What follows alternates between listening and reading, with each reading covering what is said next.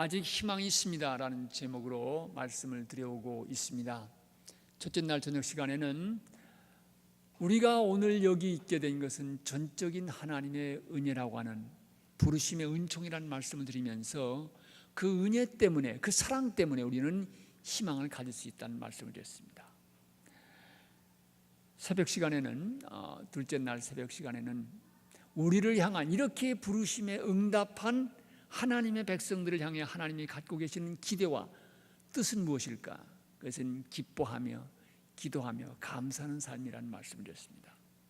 어제 저녁에는 부르심의 은총에 응답할 때 우리는 하나님과의 관계가 이루어지게 되는데, 사실 우리는 기도하는 존재로 지음 받았습니다. 그리고 하나님이 정말 살아계시다면, 하나님이 추상적인 개념이나 지식의 조각들이 아니라 살아계신 하나님이시라고 하면, 그 하나님과 우리와의 관계는, 기도의 삶은, 그것은 그리스도인의 인생에 가장 필수적인 것이고 근본적인 것이다. 우리가 이 귀한 기도의 특권을 바로 쓰고 성숙한 기도의 삶을 살아가게 될 때 우리의 삶은 희망을 가질 수 있다는 말씀을 드렸습니다. 여러분, 오늘 저녁 시간에는 고난 속에서 하나님을 향한 희망이 가장 절실히 요청되는 때는 고난과 역경의 때입니다. 바로 이때 어떻게 우리는 희망을 일으켜 세울 수 있는가라는 문제를 말씀드리고 싶습니다.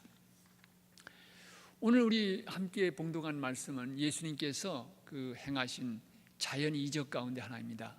성경 속에 예수님이 행하신 이적을 크게 세 가지로 구분합니다. 하나는 치유의 이적입니다.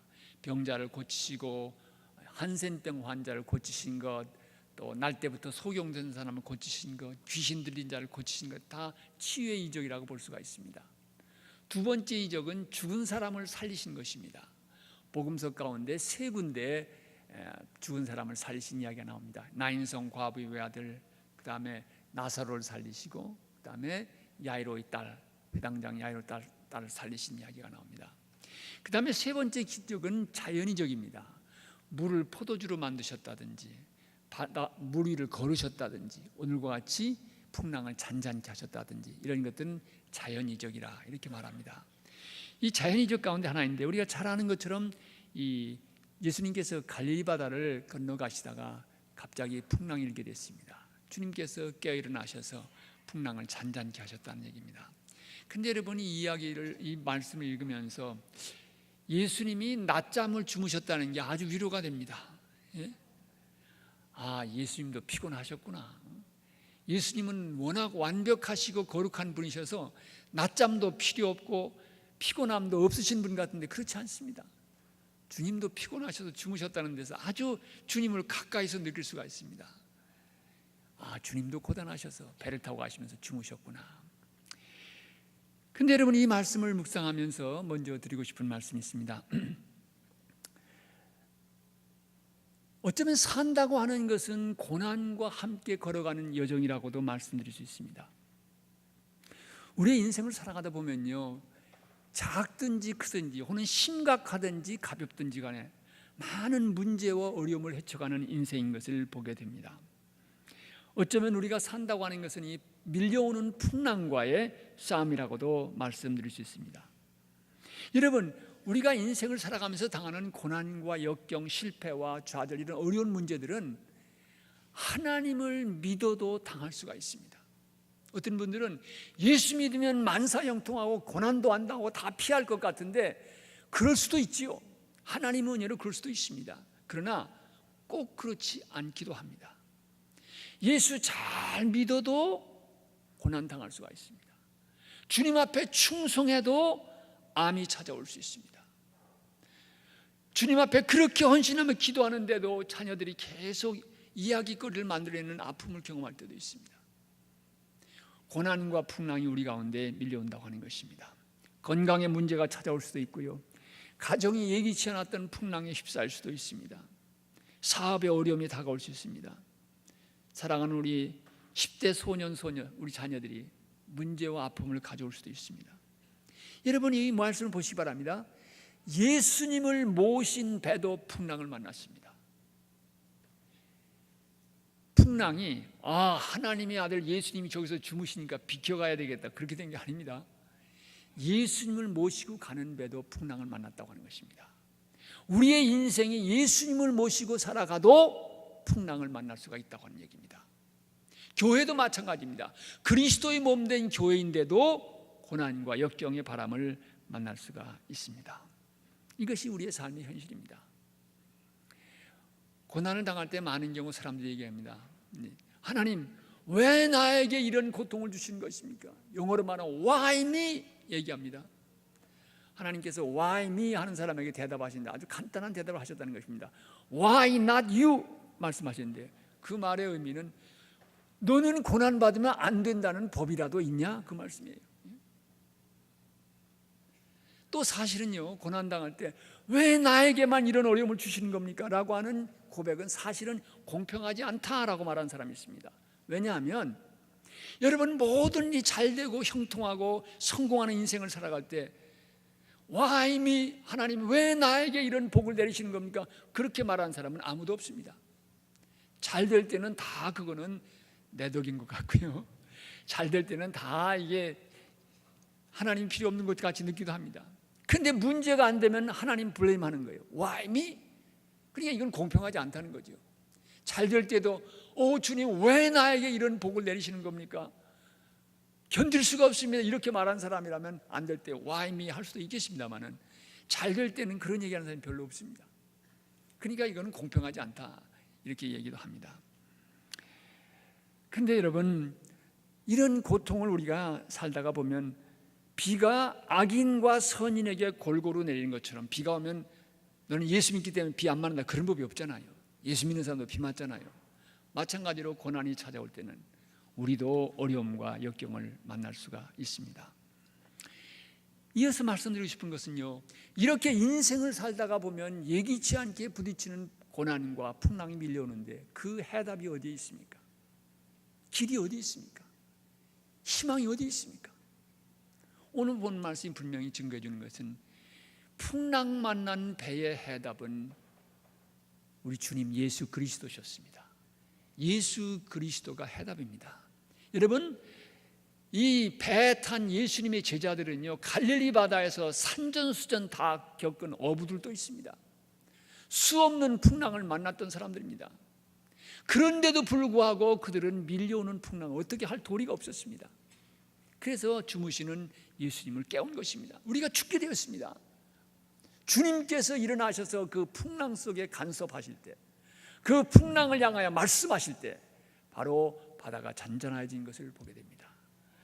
인생을 살아가면서 부딪히는 고난과 역경의 해답이 어디에 있습니까? 물론 자기가 가지고 있는 지식과 능력이 도움이 될 수 있습니다. 그러나 궁극적인 해답은 바로 우리 주님 예수 그리스도께십니다. 예수 그리스도께서 바로 해답이 될 수가 있습니다. 예수님 만나면 풀어줄 수 있습니다. 예수님 만나면 길을 찾을 수가 있습니다. 어제도 말씀드렸습니다마는 예수님 만나면요, 사실 주님의 얼굴을 구하고 주님의 얼굴을 뵙게 되면 문제는 다 해결되는 것입니다. 그런데 여러분, 여기서 문제가 해결된다는 말을 조금 더 깊이 있게 생각할 필요가 있습니다. 우리는 많은 경우 고난의 문제가 해결된다고 하는 것은 망했던 사업이 다시 회복되어지고, 또 아팠던 몸이 다 고침받고, 문제 일으키던 자녀들이 건강하게 돌아오고, 어려웠던 가정이 회복되어지고, 이런 것이 하나님께서 이루어주시는 문제 회복의 길일 수가 있습니다. 우리 주님께서 간섭하셔서 그런 열매를 가져올 수가 있습니다. 그런데 예수님이 우리에게 주시는 해답은 그것과 다를 수도 있습니다. 우리는 예수 그리스도가 고난 속에서 해답이 되신다는 의미를 좀 더 깊이 있게 폭넓게 생각할 필요가 있는 것입니다. 문제를 해결해 주시는 것, 그것 분명 주님이 우리에게 주시는 은총의 역사할 수 있습니다. 예수 그리스도는 그런 의미에서도 해답이 될 수 있습니다. 그러나 여러분, 어떤 때는요, 문제는 해결되지 않습니다. 그대로 있습니다. 아픔은 조금도 개선될 기미를 보이지 않습니다. 그런데도요, 하나님께서 그리스도 안에서 우리에게 찾아오시면 고난과 문제를 보는 우리의 눈이 바뀌니까 이제는 그 고난이 가시가 뽑힌 것입니다. 더 이상 고난으로 느껴지지 않는 것입니다. 그것도 우리 주님께서 주시는 해답의 길일 수가 있습니다. 여러분 고린도 후서를 보시기 바랍니다. 사도 바울이 사탄의 가시를 가지고 있다고 그랬습니다. 3번 바울이 기도했습니다. 여러분 사도 바울이 어떤 사람입니까? 수많은 병자들을 선교 여정에서 고치던 사람입니다. 능력 있는 하나님의 종입니다. 근데 자기 문제는 어쩔 수가 없는 것이, 사탄의 가시가 안질이었다고 얘기하는 사람도 있고요, 어떤 사람은 간질이었다고 얘기하는 사람도 있습니다.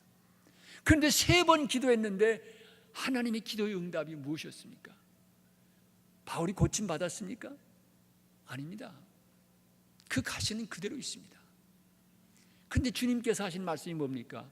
내 은혜가 내게 족하다. 여러분 고침받지 못했는데 은혜가 족하긴 뭐가 족합니까? 그런 질문을 제기할 수 있습니다. 그러나 바울은 이 말씀 속에서 이제는 가시를 보는 눈이 바뀐 것입니다. 놀라운 하나님의 은총을 경험한 나를 자고치 교만하지 않게 하려고 이 몸에 사탄의 가시를 주셨다. 그러면서 나는 이제 강함이 아니라 약함을 자랑하겠다. 왜? 약함을 통해서 하나님의 강하신 능력이 내 안에 머물 수 있기 때문이라. 예수 그리스도가 해답이 되신다고 하는 것은 꼭 문제 해결 지어주시는 것만이 아니라, 물론 그렇게 지어줄 수도 있습니다. 그렇지 않다 할지라도 고난을 보는 내 눈이 바뀌게 되면 그것이 오히려 아픔이 감사의 내용으로 바뀔 수가 있다고 하는 것입니다. 어느 교회 장로님이 계셨는데요, 경제적으로도 여유가 있으신 장로님이시고, 그리고 모자랄 것이 없습니다. 부족함이 없는 장로님이세요. 기도 열심히 하시고. 그런데 그 장로님에게 가시가 하나 있는데요, 그 가시가 뭐냐면 티네이저 아들입니다. 이 녀석이요, 머리를 염색하고 뭐 자유분방하게 행동하는, 그리고 와서 친구들 데려, 못된 친구들 데려 가서 유스그룹 모이면 중등부 고등부 가서 다 회방 놓는 거예요. 그러니까 장로님의 마음속에는 아주 그 아들이 가시입니다. 근데요, 그렇게 모자랄 것이 없는 장로님인데도 그 아들이 장로님을 낮추는 하나님의 도구가 되는 거예요. 그래서 맨날 그 아들 때문에 저놈 때문에 내가 교회에서 머리 들고 다니지 못한다, 맨날 그랬는데, 그 사실을 아는 권사님들, 잘 아시는 분들이 장로님, 우리 아드님 위해서 기도합니다 할 때마다 머리를 들 수가 없는 거예요. 어느 날 중고등부 찾아서 회방 놓았다는 얘기를 하면 장로님 머리 들 곳이 없는 거예요. 그래가지고 할 수 없이 젊은 상담인을 찾아갔는데, 그 믿음이 깊은 그분이 하시는 말씀이, 장로님, 그 아들은요 하나님이 장로님께 보내는 천사입니다. 그 아들이 아니면 언제 장로님이 그렇게 낮아지시겠어요? 언제 장로님의 기도하겠습니다, 감사합니다, 이런 얘기 할 수 있겠습니까? 그 아들 때문에 장로님 하나님 앞에서 낮아지는 줄 아세요? 그러면서 그 아들은 천사이니까 아들이 밤에 들으면 호주머니에다 용돈도 좀 두둑하게 몰래 넣어주시고요, 그 아들 사랑하세요. 장로님이 그 아들에 대한 눈이 바뀌었습니다. 저 아들은 내 위신과 체면을 깎아내리는 못된 녀석이라는 생각이 아니라 내가 하나님 앞에 바로 설 수 있도록 나를 보게 하는 천사라는 생각이 드니까요, 그 아들이 귀여워진 거예요. 사랑하게 된 거예요. 그래서 용돈도 두둑히 몰래 이렇게 집어주니까 아들이 뭐라고 얘기합니까? 우리 꼰대가 이상하다. 용돈을 다 집어넣어주네. 그러면서 세월이 가면서 이 아들이 아버지의 사랑을 깨닫는 것입니다. 그리고 돌아오게 된 거예요. 아들 처음에는 변화되지 않았습니다. 그러나 그 아들의 비행을 바라보는 아버지의 눈이 바뀌게 되니까 이제는 그것이 더 이상 가시가 아닌 것입니다. 그것이 오히려 감사의 조건이 될 수가 있는 것입니다. 어떤 때는요, 문제는 그대로 있습니다. 해결되지 않고 있습니다. 그러나 그 문제를 넉넉히 이길 수 있는 내적인 힘이 우리 안에 주어지면, 성령 안에서 이제는 그것이 더 이상 문제가 되지 않을 수도 있습니다. 하나님은 그렇게 우리에게 해답을 줄 수도 있습니다. 여러분, 자니 에릭슨이라고 하는 미국에서 장애인 선교라는 유명한 분이 있습니다. 결혼해서 이제는 라스트 네임이 타타로 바뀌었는데요, 꿈 많던 소녀실에 이 다이빙을 잘하고 수영을 잘하던 소녀였습니다. 볼티모 앞바다에서 다이빙을 뛰어내렸는데 그만 그 바닥에 바위가 있는 것을 모르고 뛰어내렸습니다. 그래서 바위와 부딪히면서 이 척추를 크게 다쳐서 시립병원에 응급실로 실려갔습니다. 결국은 이 척추를 다쳐서 일생을 휠체어에서 앉아 지낼 수밖에 없다라고 하는 그런 판정이 내려졌습니다. 그때 이 여인의 꿈은 다 무너지고 말았습니다. 친구가 찾아왔을 때, 야, 내가 이렇게 인생을 살면 뭐하냐, 내가 정말 나의 친구라고 하면 내가 여기서 내 인생을 끝낼 수 있도록 좀 도와달라고 부탁했습니다. 자살도 자기 마음대로 할 수가 없는 거예요, 남이 도와주지 않으면. 그런 자니에게 믿음의 친구가 생겨서 조금씩 이 고난 속에서 예수님을 붙들기 시작했습니다. 그리고 자니가 입으로 그림을 그리기 시작했습니다. 이 소문이 알려지면서 여러 군데 가서 강의도 하게 되고 믿음을 간증하기 시작했습니다. 남자친구가 생겼는데요, 그 친구가 얘기합니다. 성경에 기도하면 너 넉넉히 일어설 수 있다고. 겨자씨 하나할 만한 믿음이 있으면 산으로 옮길 수가 있는데 너와 내가 겨자씨 하나할 만한 믿음이 없냐? 기도하면 너는 일어날 수 있어. 그 둘이 하시면서 열심히 기도합니다. 근데 자니의 마음속에는 일어날 것이라는 확신이 들지 않습니다. 그 남자친구는 떠나갔습니다. 이 자니가 빌리그램 전도대에서 간증하면서 이런 얘기를 합니다. 여러분, 휠체어에 앉았던 사람이 벌떡 일어나는 것만이 기적입니까? 휠체어에 앉아서도 하나님의 은혜를 감사하며 찬송하며 살아갈 수 있는 것도 기적이 아닙니까? 아멘. 아멘. 우리는 휠체어에 앉았던 사람이 벌떡 일어나는 것만이 하나님의 역사고 그것만이 기적인 것처럼 생각합니다. 그러나 휠체어에 앉아서도 감사하며 찬송하며 살아갈 수 있다는 것, 이것도 하나님께서 우리에게 주신 기적의 역사인 것입니다. 그는 이 장애인들을 위해서 놀라운 선교를 하고 있습니다. 척추마비가 돼가지고 휠체어에 앉아서 인생을 살아가는 사람을 향해서 세계적으로 놀라운 사역을 하고 있습니다. 제가 섬기던 교회 젊은이 하나가 DC의 가게에서 일하다가 강도의 총에 맞아가지고 결국 그 청년도 휠체어에 앉아서 인생을 살게 됐습니다. 그 선교에서 편지가 오고요, 격려하는 글을 보내는 것을 보면서 정말 자니가 귀한 사역을 하고 있구나 하는 것을 느낄 수가 있었습니다. 하나님의 역사가 벌떡 일어나게 해주시면 얼마나 좋겠습니까? 그런데 벌떡 일어나지 않는다 할지라도 그 안에 하나님의 은혜가 있는 것을 우리는 기억할 수가 있습니다. 예수님은 그런 모습으로 우리에게 대답이 될 수 있습니다.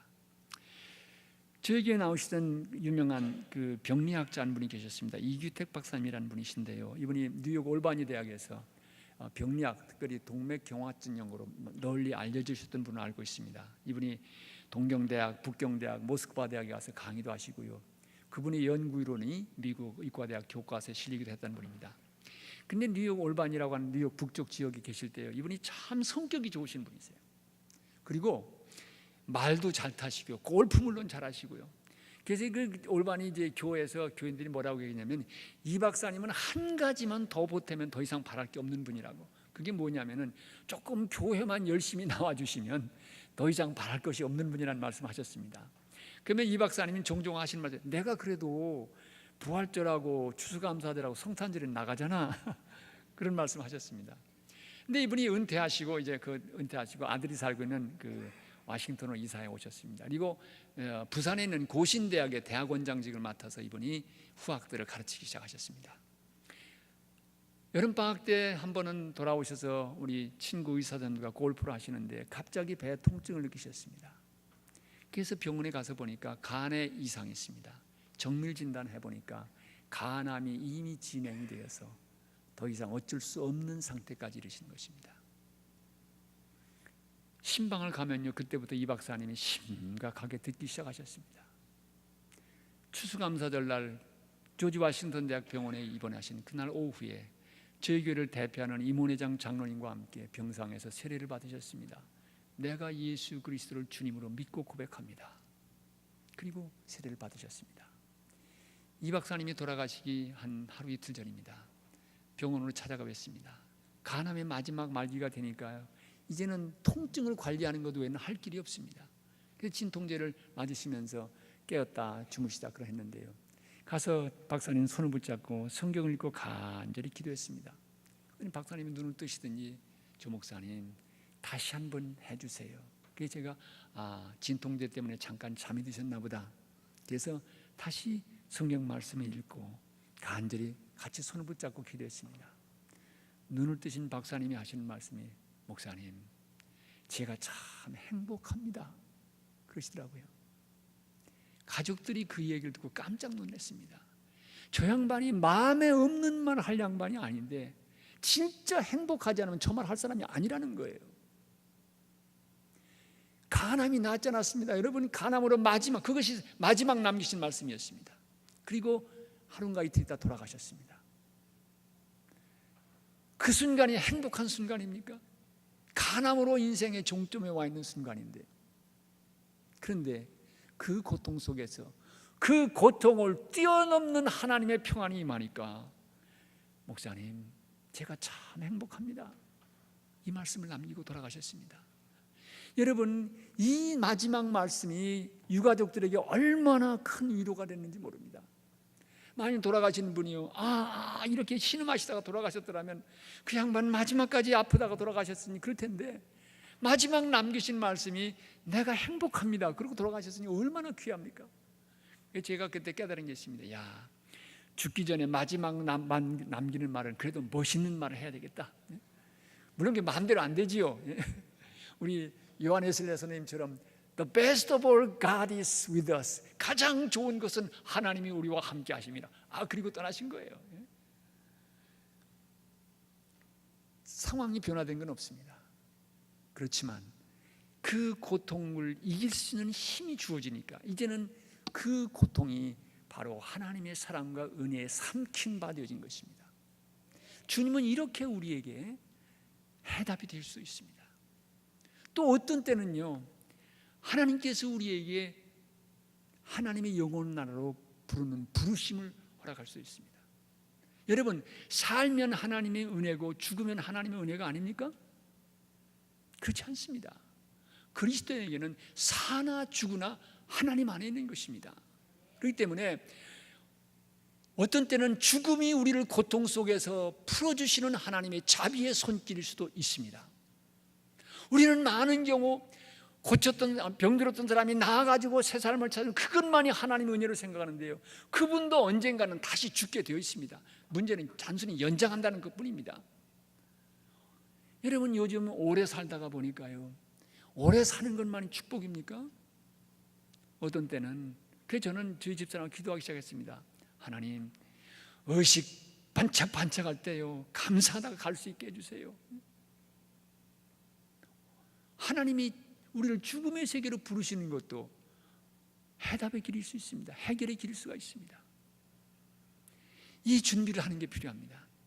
어느 목사님이 설교를 듣다가 보니까요, 그 장로님 한 분이 병세가 위중하셔서, 장로님, 이제는 하나님 앞에 가실 준비하세요. 그랬더니 이 장로님이 화를 벌컥 내시면서, 목사님 끝까지 살 수 있다고 희망을 주시는 못할 망정 죽을 준비하라고요. 목사님 너무너무 서운합니다. 그리고 택시를 잡아 타고 신유의 은사로 유명한 모 기도원에 가다가 택시 안에서 돌아가셨다네요. 예? 김동길 선생님이 한번 저에게 와서 집회하시면서 재미난 얘기를 하세요. 여러분, 의사한테 가는데 더 이상 희망이 없다고 말합니까? 또 아무리 기도했는데도 응답이 없습니까? 그러면 여러분들 눈치채시기 바랍니다. 하나님이 얼마를 두실지 모르지만 남은 세월 열심히 살다 가겠습니다. 이렇게 하는 게 그리스도인 삶이 아니냐는 거예요. 제가 이재철 목사님의 글을 읽다가도 비슷한 이야기를 읽은 적이 있습니다. 이분이 그 전도사 시절에 그 문인들과 함께 성경 공부를 한 적이 있는데, 암에 걸렸던 한 남성 작가가 그 성경 공부반에 합류해서 같이 공부하다가 이 암이 낫는 역사가 나타났습니다. 그러니까 그 소문이 삽시간에 퍼진 거예요. 이재철 전도사에게 신의 은사가 있다. 그래서 많은 사람이 전화를 받게 됐다고 하는 것입니다. 그래서 대개가 환자 고쳐달라는 전화였습니다. 이재철 목사님은, 그건 제가 한 일이 아닙니다. 이건 전적으로 하나님께서 하신 일이지 제가 한 일이 아니기 때문에 저는 그런 은사가 있는 사람은 아닙니다라고 말씀하셨다고 하는 것입니다. 그런데 어느 날 재벌가에서 연락이 왔다고 합니다. 그 가문에 부인 되시는 한 분이 암투병 중인데 와서 좀 기도해달라는 요청이었습니다. 환자는 그리스도인이 아니었지만 가족 가운데 믿는 사람이 있어서 우리 이재철 목사님한테 연락이 온 것입니다. 그리고 그 가문의 자제분 가운데 친구가 있어서 이 전사님하고 친구가 있어서 마냥 거절을 할 수가 없었습니다. 그래서 서울대학병원의 특실의 문을 열고 들어가니까 환자는 비단 수건을 머리에 두른 채 병상에 누워서 항암제 치료를 받고 있었습니다. 남편과 자식들이 주변에 앉아 있었습니다. 환자가 이 머리 수건을 두른 건 항암 치료로 머리가 많이 빠졌다는 얘기죠. 이 전도사님께 연락을 주셨던 분이 그 부인을 향해서 우리 이재철 전도사님 오셨습니다 라고 말씀드렸더니 이 환자분이 귀찮다는 듯이 등을 고개를 확 돌리고 벽을 향해 얼굴을 대하고 돌이켰습니다. 보기도 싫다는 의미였습니다. 전도사님 생각엔 그도 그럴 것이 재벌가의 부인 되시니까 얼마나 유명한 목사님 다녀가셨겠습니까? 이제는 하다 안 되니까 전도서까지 찾아왔구나 그런 생각에서 화가 났을 것 같다는 생각이 들었습니다. 그 환자들의 아주 입장이 난처해졌어요. 그 상황이 상당히 어색한 상황이 아닙니까? 그때 그 남편 되시는 분이 병실 분위기를 좀 바꾸기 위해서 여보 의사 선생님들 말씀이 희망을 가지래요. 이 항암제를 맞으면 많이 회복될 거라고 하니까 용기를 내요. 그랬단 말이에요. 그리고 이제 자녀들도 어머니를 다 격리했습니다. 그러나 이 돌아누운 환자는 아무런 대꾸가 없었습니다. 이재철 전도사님은 거기서 망설였습니다. 여기서 그냥 내가 병실을 떠날 건가? 아니면 진실을 말하고 갈 것인가? 그때 이 말씀을 전해야 되겠다는 감동이 와서 환자의 뒷문을 향해서 이렇게 얘기하셨다고 합니다. 부인, 지금 부인의 남편 되시는 분과 자제분들이 이번에 항암 주사를 맞으면 회복될 거라고 하셨습니다. 부인은 정말 그 말을 믿으십니까? 부인께서는 아무리 항암 주사를 맞으셔도 반드시 죽습니다. 여러분 이게 보통 용기 있는 일이 아니죠. 이렇게 얘기하신 거예요. 그러니까 보기 싫어가지고 얼굴을 돌이켰던 분이 죽는다는 말에 확 고개를 돌이킨 거예요. 눈과 눈이 마주쳤습니다. 그때 이런 말씀을 드렸다고 합니다. 부인, 나는 부인의 가족들처럼 부인에게 거짓말하거나 부인을 살려달라고 기도하러 온 것이 아닙니다. 저는 오늘 진실을 전해드리기 여기 왔습니다. 오늘도 이 병원에서 얼마나 많은 암 환자가 죽어나가는지 아십니까? 그분들이 부인보다 부족하거나 모자랐기 때문입니까?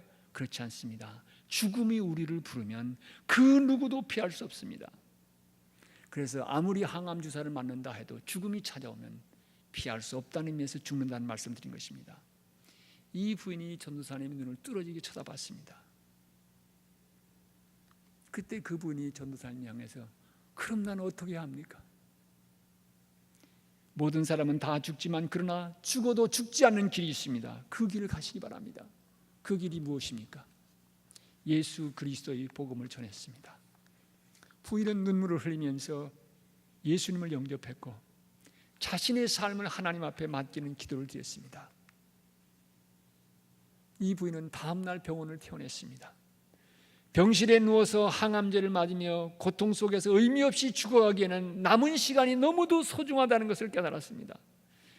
병원에서 집으로 돌아간 이 부인은 성경 테이프를 구입해서 자리에 누워서 체력이 허락되는 난 성경 말씀을 듣고 말씀 앞에 서서 당신 때문에 상처를 받던 사람들에게 전화를 걸어서 용서를 구했습니다. 병상에 누워있을 망정 하나님의 자녀답게 하나님 말씀을 들으면서 하나님의 손을 붙들고 마지막 이 길을 걸어갔습니다. 석 달 만에 이 부인은 주님의 부르심을 받았습니다. 그렇지만 그 마지막 가는 모습이 너무도 아름다웠다고 하는 것입니다. 여러분, 사는 것만이 하나님의 은혜가 아니라 어떤 때는 영원한 하나님의 나라로 이사가는 것도 하나님의 은혜입니다. 그렇게 주님은 우리의 해답이 되실 수도 있습니다. 그런데 여러분, 우리 목회자로서 고민은요, 곧 분기점을 잘 분간해야 됩니다. 너무 일찍 이제는 죽을 준비하세요. 그러면 마음에 상처받고 아주 섭섭합니다. 어느 때까지는 싸워야 됩니다. 하나님의 능력을 의지하고 기도하며 싸우십시다. 이렇게 격려해야 될 때가 있고요.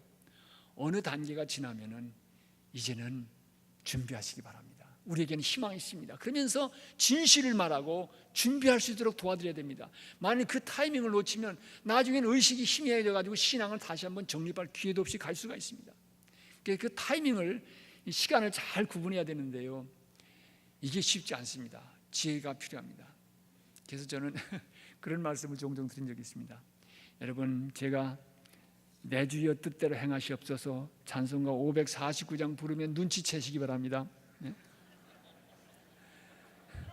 내 주여 뜻대로 행하시옵소서. 3절에 가면요, 살든지 죽든지 뜻대로 하소서.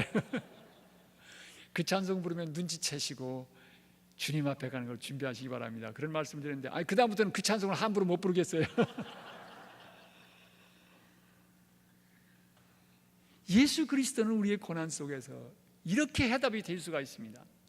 오늘 우리는 너무 한쪽만으로 하나님의 은혜와 해결의 길을 좁게 해석하고 있습니다. 그렇기 때문에 내가 원하는 것 그대로 이루어지지 않으면 그거는 응답이 없는 거로 생각합니다. 그건 해결이 아닌 거로 생각할 때가 있습니다. 그러나 여러분, 우리 주님께서 우리에게 주는 은혜의 길은, 해답의 길은 훨씬 넓고 깊은 것입니다. 그러기 저는 분명히 말씀드렸습니다. 예수 그리스도는 풍랑 만난 우리 인생의 해답이 되신다고, 길은 예수 그리스도 안에 있다고 말씀을 드릴 수가 있는 것입니다. 이어서 말씀드리고 싶은 것이 있습니다. 여러분, 이 풍랑을 만났을 때 제자들은 자기 실력 가지고 해결할 길이 없었습니다. 여러분, 이 고난이 우리에게 주는 귀한 깨달음 가운데 하나는 인간이 가지고 있는 지식과 경험과 능력의 한계를 보게 한다는 것입니다. 제자들은 갈릴리 바다에서 잔뼈가 굵은 사람들이었지만 자기들의 능력 가지고 어떡할 도리가 없었습니다. 주님을 깨운 것을 보게 됩니다. 여러분, 사실 사람이 똑똑하다는 거 별거 아닙니다. 다 귀중한 인간들이지만요, 재미난 이야기를 읽은 적이 있습니다. 이 경비행기 안에 그 조종사가 탔고, 그 다음에 보이스카우트 소년이 탔고요, 그 다음에 자칭 세상에서 가장 똑똑하다는 과학자가 탔고, 신부님 한 분이 탔습니다. 그런데 불행하게도 이 경비행기가 엔진 고장을 일으켜 가지고 추락하게 됐습니다. 그러니까 조종기 비행사가 내가 있으나마나 이 비행기는 어차피 추락하는 건데 나는 살아야 될 것 같다 그러고, 그런데 불행하게도 그 비행기 안에 그 낙하산이, 구명 낙하산이 3개밖에 없었습니다. 그래서 이제 그 사람은 뛰어내렸습니다. 비행기는 계속 추락하고 있네. 그러니까 두 번째, 세상에서 가장 자칭 똑똑하다는 과학자가 나는 살아서 인류의 공헌해야 될 것이 많다. 그리고 이제 뛰어내렸습니다. 그러니까 구명 낙하산이 하나밖에 남지 않았어요. 그래서 신부님이 야, 나는 괜찮으니까 너 남아있는 거 하나 가지고 뛰어내라 그랬습니다. 그랬더니 신부님 괜찮아요. 우리 둘이 다 살 수 있어요. 무슨 소리냐? 구명 낙하산이 3개밖에 없는데 2개는 벌써 쓰지 않았냐? 그랬더니 이 보이스카우트 소녀의 한 애가 신부님, 그 똑똑하다는 과학자 말이에요. 그 사람은 구명 낙하산이 아니라 보이스카우트 배낭을 짊어지고 뛰어내렸습니다.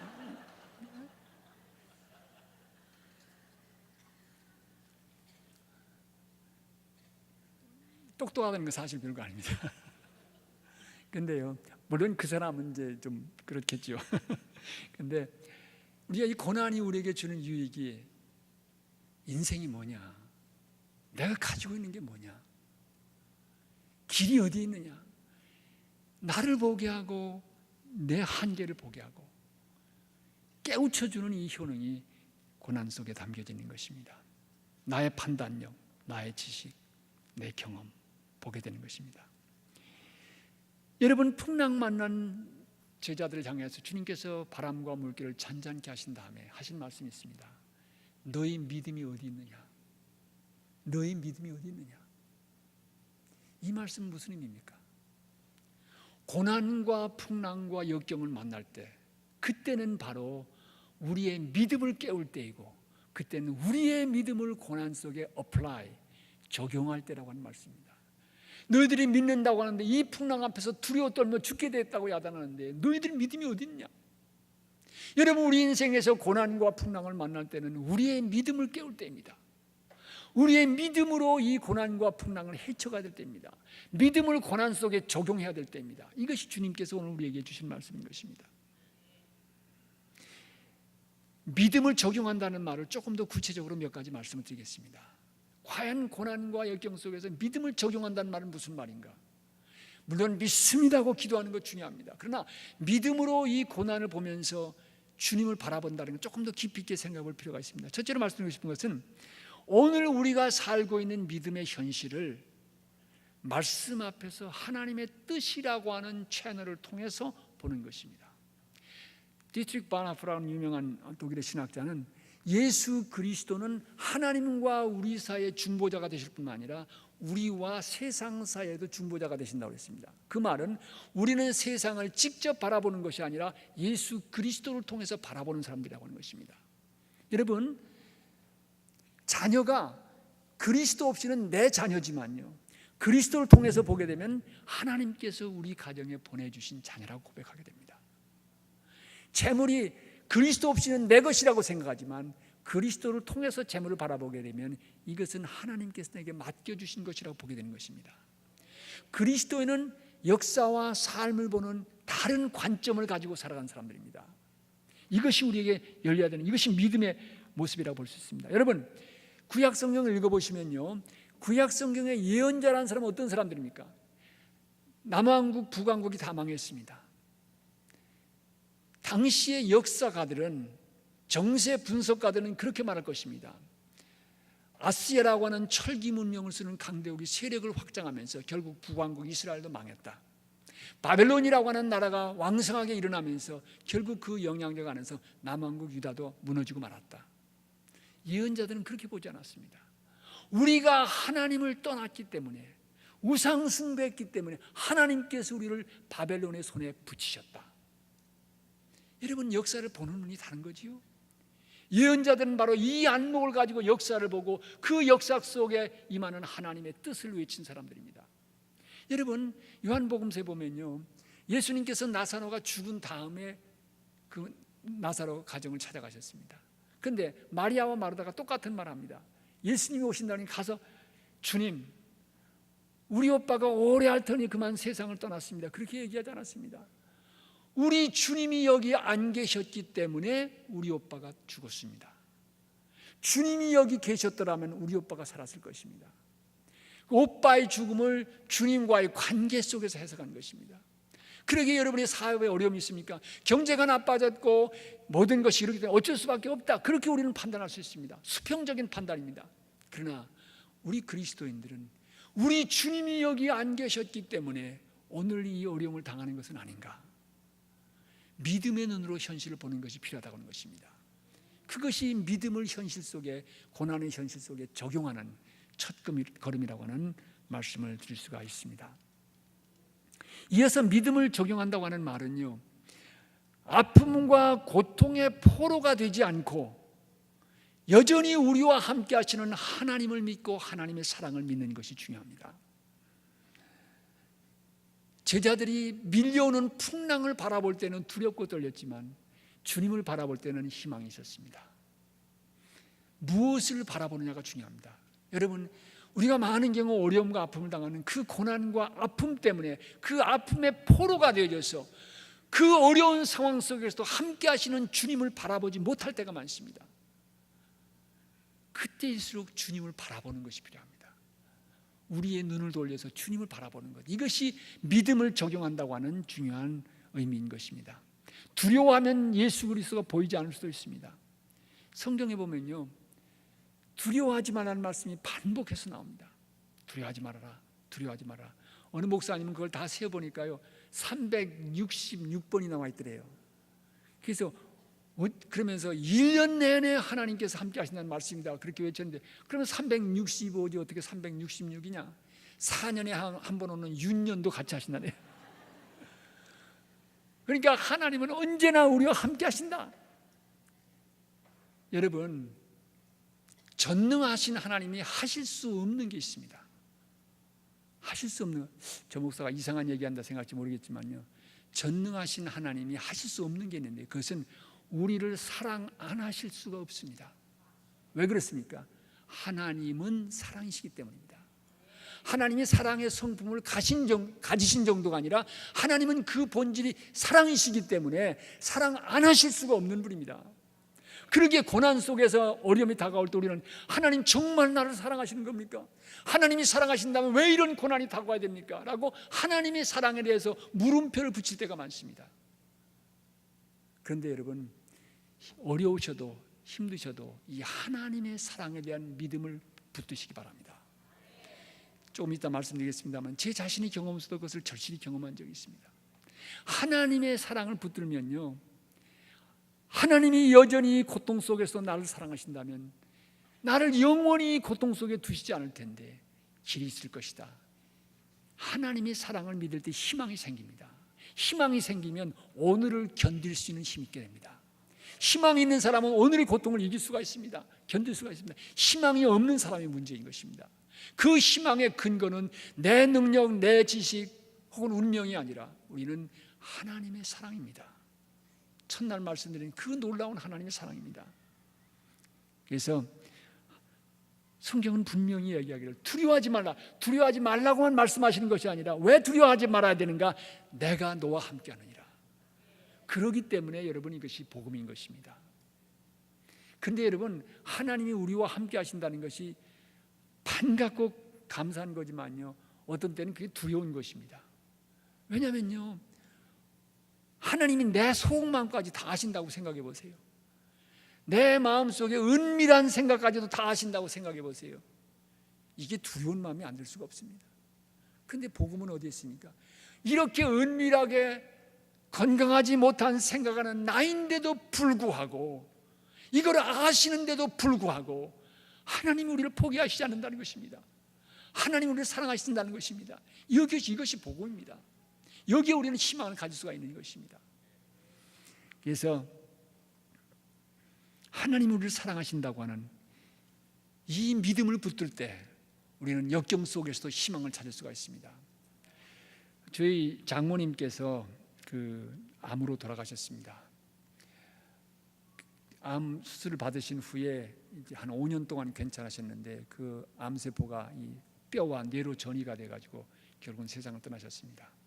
근데 저희 집사람 가정은 거의 그 할머님이 독실한 불교 신자셨고 거의 믿지 않는 가정이었습니다.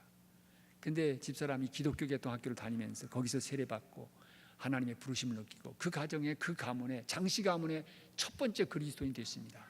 지금은 이제 형제 자매들이 다 이제 하나님을 섬기고 있습니다만은, 그래서 이제 저희 장인어른도 장모님 되시는 분도 늦게야 예수를 믿으셨습니다. 근데 암으로 고통을 당하시면서 마지막 가시는 그 여정에서 우리 장모님이 제일 좋아하셨던 찬송가가 있습니다. 예수 사랑하심은 거룩하신 말일세, 우리들은 약하나 예수 권세 많도다, 날 사랑하심, 날 사랑하심, 날 사랑하심. 성경에 써있네.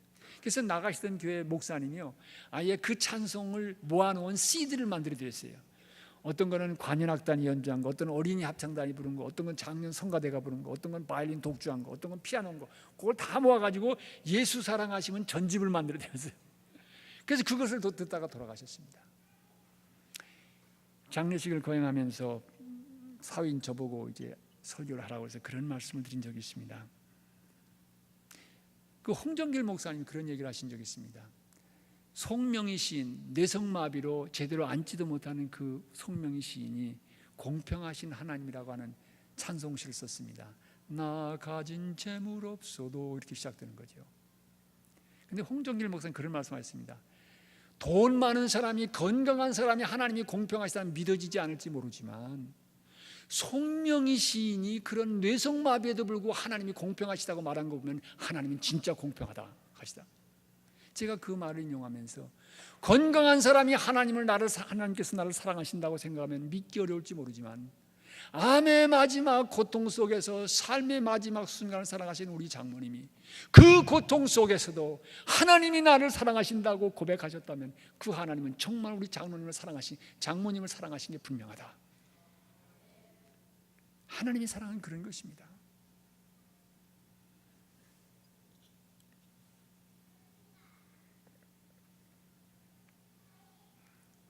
하나님의 사랑을 믿는다고 하는 것이 고난 속에서 아주 어렵고 힘든 것입니다. 앞에서도 말씀드렸다면 하나님이 사랑한다면 왜 이런 고난이 있는가? 왜 이런 아픔이 있는가? 이 질문이 먼저 다가오기 때문입니다. 그러나 하나님은 사랑이십니다. 사랑 하나실 수 없는 분입니다. 그렇기 때문에 이 하나님의 사랑을 믿는 것이 우리에게 중요한 것입니다.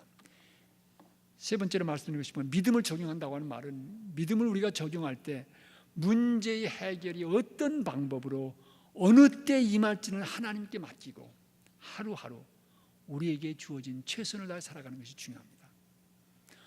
어떤 때 하나님의 해결은 좀 더디올 때가 있습니다. 그래서 어제도 말씀드렸지만 지각하시는 하나님처럼 느낄 때가 있습니다. 그렇지만 하나님의 때, 하나님의 방법으로 그것이 고쳐주시는 길 수도 있고, 아니면 그대로 있으면서도 고난의 의미를 깨우쳐 주셔서 고난의 가시를 뽑아줄 수도 있고, 어떤 모습으로 해결의 길을 주시든지 그것은 주님께 맡기고 하루하루 주어진 삶의 터전에서 최선을 다해 살아가는 것이 필요한 것입니다. 언제 풀어주실지 모릅니다. 언제 어떻게 해결 지어주실지는 모릅니다. 그러나 우리 주님의 사랑을 의지하고 꿋꿋하게 싸워가시는 이 모습이 우리에게 필요합니다. 저희 교회 제가 섬기던 교회 나오시던 집사님이 한 분이 계신데, 모 건설소에서 중요한 직책을 중동에서 하다가 이제 미국으로 이민 오셨습니다. 그러니까 미국 이민 생활에 잘 서툴고 그러는데 마침 거기서 오랜만에 중학교 동창생을 만났습니다. 그래서 그 동창생 되신 분이 복사하는 그 샵을 하고 계신 분이었는데요. 서로 얘기하다가 야, 너 뭐 하냐? 나 이런 거 한다 하면서 어떻게 하면 좋으냐? 이민생활 어떻게 하면 좋냐? 야, 나하고 같이 동업하자. 그래가지고 이제 두 분이 서로 동업해가지고 이 복사하는 가게를 좀 넓혔습니다. 그리고 정부에서도 좀 받고 뭐 이렇게 가지고 사업을 하게 했습니다. 그래서 개업 예배 보러 가서 이제 개업 예배도 드렸지요. 그런데 그분은 이제 아주 뜨거운 교단 목사님이 오셔서 축복기도 해주셨고, 저는 그렇게 뜨겁지 않은 감리교 목사 가서 이제 했습니다. 근데 우리 그 집사님이세요. 그 목사님 뜨겁게 축복해 주시대요. 아마도 나가도 복을 받고 들어와도 복을 받고 하시는지 모르겠어요. 근데 저는 그랬거든요. 먼저 하나님 나라와 그 일을 구하십시오. 그리하면 이 모든 것을 더해 주실 것입니다. 그런데요, 이 친구가 아주 못된 친구입니다. 사기를 쳐가지고 하루아침에 친구를 길거리에 나가게 했습니다. 그래서 사정 해가지고 복사하는 기계 몇 개 들고 나와서 다시 가게를 차렸습니다. 제 마음이 너무 안타까웠습니다. 이게 미국 와서 처음 이렇게 비즈니스를 시작하는, 이게 잘 돼야 할 텐데요. 그래서 개업 예배도 보고 그 다음에 그 가게 앞을 지나고 날 때마다 주님 좀 잘 되게 해주세요. 잘 되게 해주세요. 그런데 이게 안 되는 거예요. 이 빠져나가려고 해도 건물주하고 계약한 길에 나갈 수도 없어요. 이래가지고 오도 가도 못해가지고 빚은 늘어나고, 그러니까 집을 처리해야 되겠다. 근데 집도 또 안 팔리는 거예요. 그래가지고 한 번은 집사님이 와가지고 목사님 어떻게 하면 좋아요? 미국 와가지고 정말 이제 어렵게 됐어요. 그래서 제가 그랬습니다. 어디까지 내려가셨어요? 목사님 밑바닥까지 왔어요. 그래서 제가 그랬습니다. 됐네요. 밑바닥까지 왔으면 이제 변화가 있다면 올라가는 것만 남았네요. 그렇게도 하십시다. 그런데 제일 먼저 집이 팔리더라고요. 근데 집도 아주 좋은 값에 팔렸습니다. 그래서 그리고 또 감사한 것은 그 빌딩에서 나오지 못해서 늘 적자를 안고 살아갔는데, 그 델리 가게 샌드위치 샵 하는 분이 나와가지고 그 건물 쓰고 싶다고 해가지고 벌금 크게 내지 않고 거기서 빠져나올 수 있게 됐습니다. 그래서 그 문제도 해결이 됐어요. 그리고 난 다음에 이제 그 남편 되신 분이 공부하는 데는 한 일가견이 있는 분이니까 공부해가지고 어떤 시험에 합격이 돼가지고 미국 직장에 잡을 얻었습니다. 그 자녀들이 모여가지고 야, 미국 와서 처음 우리 아이들이 다 의료보험을 혜택을 보게 됐다 축하를 했습니다. 부인이 백화점에서 조그만 아이스크림 샵을 냈는데 또 그게 잘 되는 거예요. 제가 그때 깨달은 게 있습니다. 하나님의 회복의 때가 있구나. 하나님의 방법이 있구나. 여러분 밑바닥까지 내려갔으면 희망을 가지세요. 왜냐하면 이제는 내려갈까지 내려간 겁니다. 변화가 있다면 올라가는 것만 남아있는 거예요. 그래서 어느 때에 어느 모습으로 하나님께서 이루어 주실지 모르지만 그것은 주님 손에 맡기고 하루하루 우리에게 주어진 최선을 다해 살아간다면 그것이 바로 하나님께서 이 고난 속에서 이루어 가시는 거룩한 뜻이라고 생각이 되어집니다. 여러분 도종환 시인의 그 흔들리며 피는 꽃이라고 하는 시를 여러분 아실 것입니다. 흔들리며 피는 꽃, 싸늘하게 흔들리지 않고 피는 꽃이 어디 있으랴. 이 세상 그 어떤 아름다운 꽃들도 다 흔들리면서 피었나니, 흔들리면서 줄기를 곧게 세웠나니 흔들리지 않고 가는 사랑이 어디 있으랴. 젖지 않고 피는 꽃이 어디 있으랴. 이 세상 그 어떤 빛나는 꽃들도 다 젖으며 피었나니, 바람과 비에 젖으며 꽃잎 따뜻하게 피었나니 젖지 않고 가는 삶이 어디 있으랴. 좋은 시지요. 비바람 속에서 흔들리고 그러면서 꽃이 아름다운 꽃이 피어지는 것처럼 고난 속에서 하나님의 손을 붙들고 헤쳐가면서 하나님께서 우리를 빚어가시고 그 고난이 유익되게 하시고 우리를 더 깊은 은혜의 바다로 인도해 가시는 것을 볼 수가 있습니다. 그러기에 우리는 고난 속에서 희망이 있는 사람들입니다. 부족한 제 얘기를, 삶의 여정을 조금 말씀드리겠습니다. 첫날 조금 말씀드렸습니다마는 이 연세대학교 백양로는 제게 아주 가슴 아픈 추억이 있는 거리입니다. 제가 이제 결핵으로 투병하면서 제 원래의 꿈은 이 법과대학에 가서 사법시험을 합격해서 정의로운 세상을 만드는 데 한번 삶을 걸어보겠다, 그런 꿈이었습니다. 그런데 기도하고 말씀 읽고 묵상하면서 인생의 성공이라는 개념이 다시 정립되게 됐습니다. 무엇이 성공일까? 우리 주님께서 하신 말씀이 제 마음속에 와닿습니다. 누구든지 위대하게 되고자 하는 자는 섬기는 자가 되라. 세상에서는 섬김을 받는 자가 크지만 너희 중에는 그렇지 않다. 크고자 하면 섬기는 자가 되라. 그럼 섬기는 자의 길로 뭘 갈 것이냐? 의사 아니면 목사인데 이 두 가지 해볼까? 그런데 우리 형님이 의사이신데 그건 너무 힘든 것 같아요. 목사라도 되보자. 그러면서 점진적으로 제가 하나님의 부르심에, 목회에 대한 부르심을 느끼게 되었습니다. 그래서 이제 연세대학교 신과대학을 시험을 봤습니다. 검정고시 출신으로 이렇게 시험 봤는데 제 이름이 합격자 발표 신문에 났어요. 연세대학교 신과대학 수석 입학자라고. 장학금도 혜택을 받을 수 있고 이렇게 됐는데요. 신체 검사에서 폐결핵이 상당히 중하니까 합격이 취소됐습니다. 그래서 제가 눈물 뿌리며 걸은 길이 백양로입니다. 하나님, 그냥 붙었다가 떨어지면 덜 서운하겠는데요, 이렇게 붙었다가 떨어지면 너무하지 않습니까? 그때 제가 느낀 것이 무엇보다도 건강 문제를 해결해야 되겠다. 그래서 모 기독병원의 원장님 이야기가 감리교 신문에 났길래 그분에게 편지를 썼습니다. 제가 이런 사람인데 도움받을 수 있는 길이 있습니까? 아무런 대답이 없습니다. 물론 원장님이 그런 편지를 한두 통 받으시겠습니까? 그때 제가 일본의 유명한 가가와 선생님의 글을 읽었습니다. 하천풍원 선생님인데요, 폐결핵으로 고통 속에 있을 때 기왕이 죽을 바에 섬기다 죽자 해서 고베 빈민굴에 들어가서 헌신하다가 건강도 찾고 일본의 유명한 그리스도인 지도자가 됐습니다. 그 전기를 읽으면서 그래, 짧게 살아도 굵게 살자. 그래서 이제 정말 열정적으로 믿음 생활하고, 어제 우리 구목사님 보셨지만 그 크로스 클럽이라고 하는 것을 만들어서 우리 고향에서 청년 엘리트들이 모여서 나라 사랑하고 그리스도의 정신으로 살아가자. 그래서 우리 동네에서 제일 지저분한 데가 어디냐? 버스 정거장의 공동변소인데 그거 청소하고 그러면서 그리스도의 모습을 보여주며 살자고 그랬습니다. 그러다가 하나님 앞에 살든지 죽든지 단판을 지어야 될 것 같이 산상기도에 올라갔습니다. 천안에 있는. 그래서 한 주간을 씨름하면서 하나님, 유명한 목사님들 보니까 기적적으로 고쳐주셨다고 하는데 왜 나는 안 고쳐주십니까? 씨름을 했는데요, 그 산상기도에 씨름하면서 예수 그리스도가 나를 위해 돌아가셨다는 신앙의 확신도 생기고 성령의 은사도 체험하고 기뻐하며 내려왔는데 건강은 악화됐습니다. 나은 게 아니라 더 나빠졌어요. 그런데 이상하게도 저희들이 가난해서 갈 길이 없었던 기독교 요양원에 갈 수 있는 길이 열린 것입니다.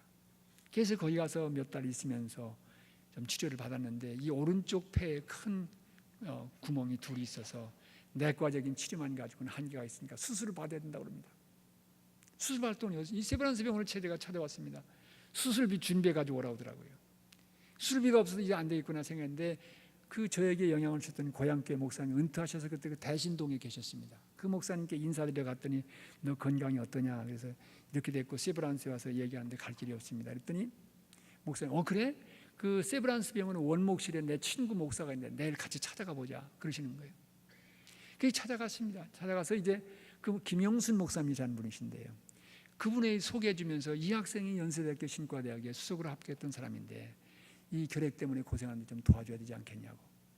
여러분, 수석 합격했다가 취소될 때 이게 무슨 의미가 있을까 그랬는데요, 그게 그렇게 또 기가 막히게 엮어지더라고요. 그래서 그 원목님이 저를 데리고 가서요, 사회사업과 찾아가서 이 학생이 우리 신과대학에 수석으로 합격했던 사람인데 이 폐결핵으로 고생하는데 좀 도와주자고. 그래서 사회사업과의 도움을 받아서 제가 세브란스 병원에 입원했습니다. 67년 10월 달에. 그래서 10월 5일 날 수술을 받았습니다. 수술을 받는 날 아침에 다락방을 펼치니까 여호수아 1장의 본문 말씀이 나옵니다. 하나님께서 여호수아에게 말씀하시기를 내가 모세와 함께했던 것처럼 너와 함께할 것이다. 내가 어디로 가든지 네 하나님 나 여호와가 너와 함께하니 두려워 말라 담대하라 내가 너와 함께하리라. 제가 그 말씀 읽고 얼마나 감동이 됐는지요. 여러분, 여호수아가 가지고 있는 게 뭡니까? 미래에 대한 불안입니다. 나는 모세처럼 위대한 지도자도 아닌데 이제 이 백성을 이끌고 가나안 땅을 점령해야 되는데 할 수 있을까? 두려움과 불안 속에 있을 때, 미래에 대한 염려 속에 있을 때 하나님께서 말씀하시기를 내가 모세와 함께한 것처럼 너와 함께할 것이다. 그 말씀이 그때 함께 하셨던 목사님이 나와 함께 하신다는 약속의 말씀으로 다가오니까 마음에 평안이 왔습니다. 그래서 너 근심 걱정 말아라 주 너를 지키리 이 찬송을 부르면서 들어갔습니다. 미리 얘기 보니까 수술이 여러 시간 걸려서 아마 4시나 5시쯤 아침 8시에 들어갔는데요. 그때쯤은 회복실로 나온다고 그래요. 근데 어렴풋이 의식을 차려보니까 아직도 수술방이에요. 이상하다. 그리고 의식을 잃었습니다. 얼마 후에 고통 속에서 다시 눈을 떠보니까 아직도 수술방 아닙니다. 무슨 일이 생긴가 보다. 그런 생각이 들어서 주님이 여기서 저를 부르실랍니까? 주님 앞에 자랑할 것은 아무것도 없습니다. 그저 십자가만 붙들고 주님께로 가겠습니다. 그리고 다시 의식을 잃었습니다. 정신을 차려보니까 그 다음날 점심때쯤 됐습니다. 나중에 의사 선생님들한테 얘기를 들어보니까요, 이게 수술하면서 유착된 부분이 있고 해서 이렇게 잘 정리하며 하다가 수술을 잘 마쳤는데 이 안에서 출혈이 시작됐다고 합니다. 그래서 할 수가 없어가지고 다시 열고 지혈을 다 하고 그리고 다시 이렇게 수술을 마쳤는데 얼마 있다가 다시 출혈이 시작됐다는 거예요. 그래서 의사들이 이제는 더 이상 어쩔 수가 없으니까 그냥 수술방에서 밤을 지새도록 놔둔 것입니다. 그런데 밤사이 기적적으로 출혈이 조금씩 줄어들기 시작해서 혈압도 회복되고 그래서 그 다음날 점심때야 회복실로 돌아 나왔습니다. 그래서 제가 그때부터요, 이제부터 내가 살아가는 인생은 하나님이 덤으로 주신 거다. 그래서 금년에 제가 48살입니다. 여러분, 저는 이렇게 오래 살 줄 몰랐어요. 이렇게 오래 살 줄 몰랐습니다. 그런데 하나님께서 은혜를 주셔서 그래서 여기까지 왔습니다. 그리고 이것이 근데 이게 그렇게 어렵게 수술을 마쳤으면 잘 회복되면 얼마나 좋았겠습니까? 이 수술한 상처에 염증이 생겨가지고요, 문제가 생기고 40도 고열이 계속되는데 해열점에 보면 잠깐 반짝하고 도대체 회복의 기미가 없습니다. 피부에 이상이 생겨서 피부과도 가고요, 목에 이상이 생겨서 이비인후과도 갔습니다. 자관 석 달 동안 고생 많이 했습니다. 세브란스병. 이제 그 건물이 헐어버리고 암병원이 들어섰더라고요. 하루는, 그리고 무엇보다도 고통스러웠던 것이요, 약 먹는 부작용입니다. 이 구토가 나는데 음식만 보면 구토가 나는 거예요. 그래서 그때 단단히 결심했습니다. 먹고 넘기기만 하면 소화는 위장이 알아서 시키겠지. 그러니까 나는 그저 넘기기만 한다. 그래서 사과즙을 준비하고 한 모금 먹고 구토 나면 얼른 사과즙 마시고 처절한 싸움이었습니다. 하루는 싸우는데 도저히 못 견디겠는 거예요. 이불을 뒤집어 쓰고 울면서 하나님 앞에 따졌습니다. 하나님, 제가 주님 앞에 삶을 들여서 목사가 되겠다고 하는데 주님이 이렇게 대접해 주시는 겁니까? 하나님이 정말 나를 사랑하시는 겁니까? 하나님, 제가 죄 많은 건 압니다. 그러나 죄 때문에 이런 고통을 당한다면 하나님 공평하지 않습니다. 교도소에 있는 죄수를 말짱하지 않습니까? 그러면서 제 생각에 무슨 생각이 들었냐면, 저희 병실에 저와 같은 수술을 받은 할머니 한 분이 계신데요, 얼마나 간호사들을 괴롭게 하는지 마귀 할멈이라는 별명이 있었습니다. 그런데 그 마귀 할멈은 똑같은 수술 받는데 한 달 만에 척 태어나는 거예요. 목사가 되겠다는 건 언제 나갈지도 모르는 거예요. 하나님 정말 나를 사랑하시는 겁니까? 하나님의 사랑이 어디 있습니까? 눈물 쏟으면서 있을 때 그 순간 다시 제 가슴 속에 주어진 말씀이 있습니다. 마태복음 10장의 말씀인데요, 첫날 말씀드린 것처럼 참새 2마리가 한 앗서련에 팔리는 것도 하나님의 허락이 없이는 떨어지지 않는다. 너희는 머리카락까지 다 세신받이었느니 두려워 말라. 너는 참새보다 귀하니라. 그때 제 마음속에 들은 것이, 내가 지금 부딪히고 있는 삶의 현실을 보면 하나님이 나를 사랑하신다고, 사랑의 하나님이라고 믿기 어렵지만 성경에 나타난 예수 그리스도 안에 나타난 하나님은 분명한 사랑의 하나님인데, 사랑의 하나님을 믿어보자. 그러면 하나님이 아시는 데를 불고 이와 같은 고통을 허락하신다고 하면 내가 지금은 이해할 수 없지만 하나님의 뜻이 있지 않을까? 하나님의 사랑이라면 하나님의 뜻이 있지 않을까? 하나님의 사랑을 믿으니까 희망이 생기기 시작했습니다. 하나님이 나를 부르시려면 수술방에서 부르셨지 왜 여기까지 두셨을까? 그리고 그때 제 고향교회 성도들이 얼마나 저를 위해 기도했는지 모릅니다. 권사님 한 분이 철회하면서 기도하는데 환상 가운데 제가 나타났다고 합니다. 흰옷을 입고 나타났다고 그래요. 이 권사님 무릎을 탁 치면서 조 선생 살았다. 성경의 흰 색깔은 승리인데 조 선생이 이길 거다. 우리 목사님이 오셔가지고 그 말씀을 전해주시는데요, 기도하고 싶어도 괴로워서 기도할 수 없을 때 누군가 나를 위해서 기도해주고 있다고 하는 그 소식이 그렇게 힘이 될 수가 없었습니다. 여러분, 중보기도가 이렇게 중요합니다. 그때 그 말씀이 제 마음속에 임하면서 하나님이 부르시려면 그때 수술방에서 부르셨을 텐데 건져내신 거 보면 하나님의 뜻이 있는 것 같다. 내가 지금 그 뜻은 알 수가 없지만 하나님의 뜻이 있다면 분명히 여기서 나갈 수 있을 것이다. 그런 생각이 들었습니다. 그리고 마음의 위로가 찾아왔습니다. 그리고 이제 뒤에 상처가 어느 정도 수습되면서 석 달 머물다가 이 병원에서 퇴원했습니다. 한 달에 한 번씩 올라와서 체크업을 했는데요, 어느 날 저를 수술한 선생님이 그래요. 영진아, 너 또 한 번 수술해야 되겠다. 잘 수습돼 올라오다가 이 안에서 염증이 잘 다루어지지 않는 이 공간이 더 커졌어요. 이 공간을 이렇게 눌러서 없애는 흉곽 성형 수술을 받아야 되겠다는 거예요. 선생님, 지난번에 너무 고생했는데 다른 옵션이 없을까요? 그것밖에는 길이 없다는 거예요. 그래서 그 다음에 68년 12월 달에 세브란스 병원에 다시 들어와서 수술을 받았습니다. 그해 크리스마스는 그렇게 괴로울 수가 없는 크리스마스였습니다. 수술이 고통스러웠습니다. 그리고 난 다음에도요, 우여곡절이 많이 있었습니다. 여기 튜브를 꼽아가지고 매일 닦아내는 일을 해야 했고요. 그래서 마지막으로 이 튜브를 뽑을 때는 얼마나 하나님 앞에 감사했는지 그 튜브를 영원히 보관하라 했는데 그거 다 버리고 말았습니다. 그만 미국 갈 때. 그리고 제가 감리교 신학대학을 들어갔습니다. 면접을 하는데요, 우리 홍현설 학장님이 그렇게 말씀해요. 족은 그 몸 가지고 공부할 수가 있겠어. 그때 저는 하루 살더라도 뜻있게 살자, 그러면서 정말 종말론적인 생각 가지고 살던 때입니다. 그런데 하나님의 은혜로 4년 마치고 또 목회하고 미국 가고 현재 48살 48년 인생을 살아가고 있습니다. 저는 이 같은 저의 경험 때문에 여러분께 말씀드릴 수 있습니다. 하나님이 정말 사랑이시라고, 이 하나님의 사랑 때문에 어떤 고난과 역경이 밀려와도 우리는 희망이 있다고, 저는 이 복음의 증언자로 나선 사람입니다. 그러기에 여러분, 여러분의 인생이 괴롭고 힘들어도 용기를 내시기 바랍니다. 우리는 희망의 사람들로 부름받은 사람들입니다. 그 희망의 근거는 바로 죽음이 와도 끊어지지 않는, 누가 우리를 그리스도의 사랑에서 끊겠습니까? 환난이나 곤고나 핍박이나 기근이나 적신이나 위험이나 칼이야. 이 모든 일에 우리를 사랑하시는 이로 말미암아 우리가 넉넉히 이기느니라. 우리는 이 승리의 삶으로 부름받은 사람들입니다.